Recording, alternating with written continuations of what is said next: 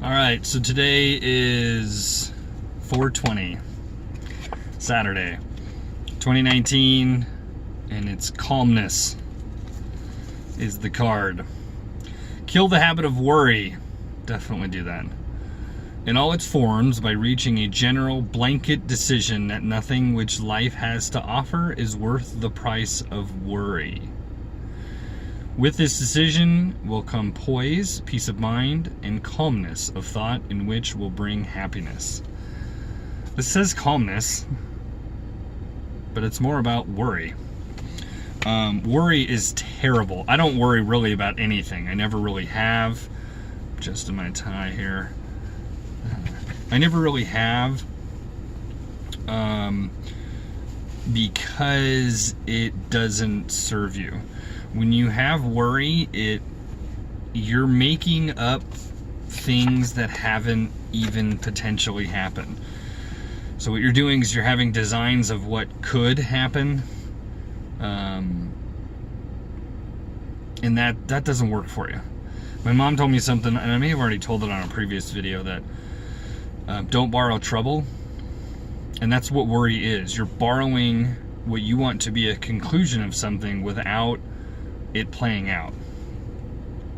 So yes, definitely don't be doing that. I know it's hard if you have children, about your children, if they're riding a bike or doing something dangerous, or they're out of your sight, or they're, like my son had his first sleepover today, at least that I'm aware of and that he's aware of, at a friend's house.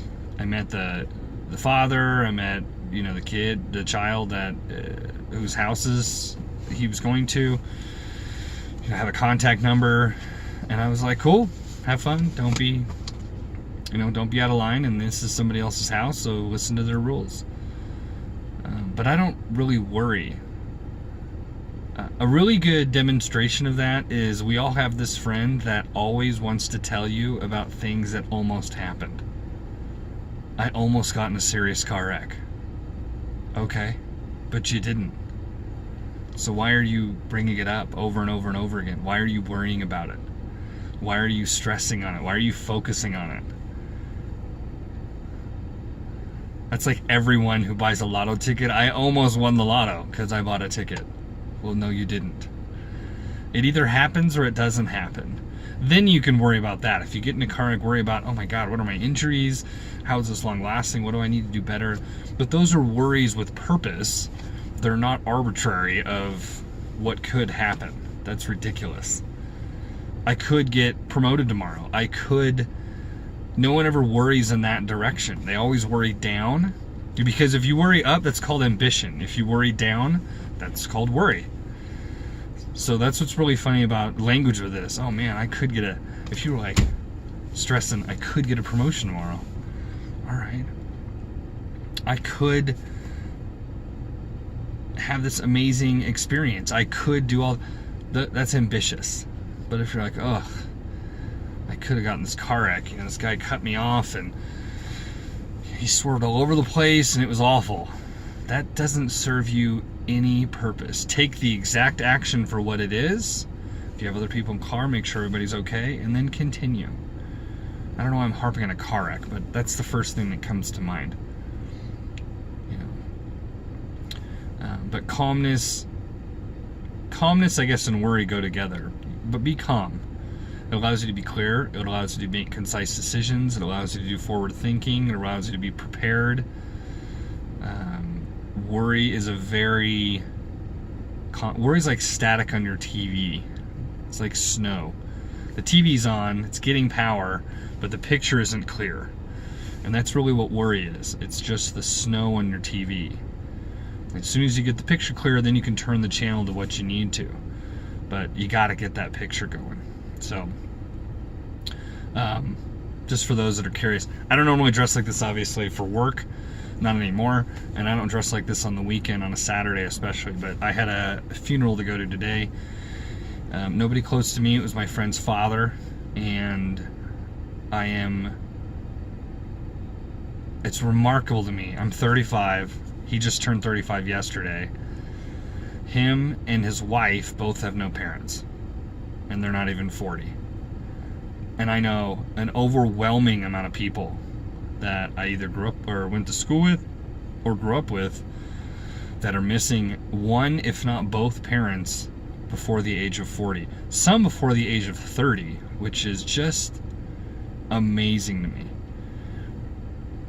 And my theory on this is life is saying you no longer need a safety net. That you are strong enough, you are better than most.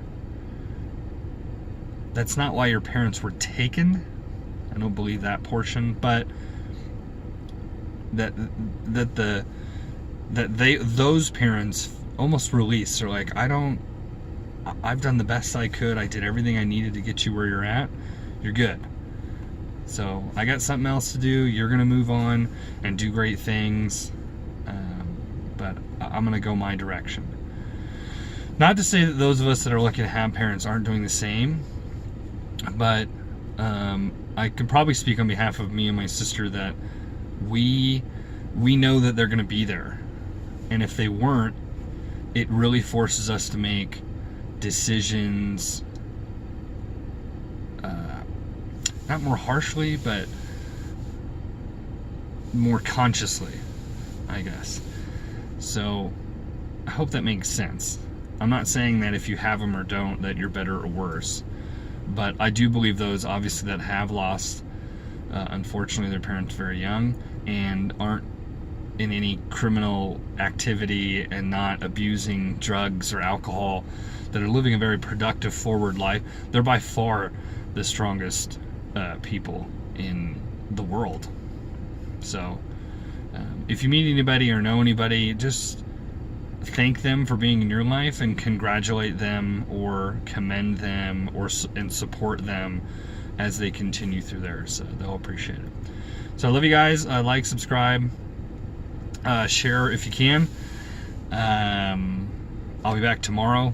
I don't know what I'm doing tomorrow, but I'm going to try to do some woodworking still. And have yourself a good rest of your Saturday. Be safe out there. Oh yeah, tomorrow's Easter. Have a good Easter. I'll say that again tomorrow.